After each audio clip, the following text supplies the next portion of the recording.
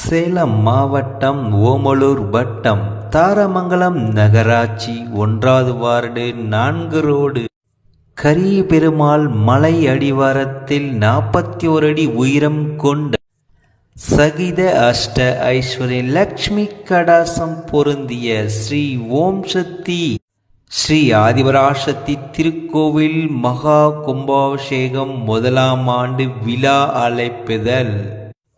அன்புடைய வணக்கம். எல்லாம் வல்ல அன்னை ஆதிபராசக்தி துணை கொண்ட அன்னையின் அருளாணைப்படி வெகு சிறப்பாக மகா கும்பாபிஷேகம் நடைபெற்றது.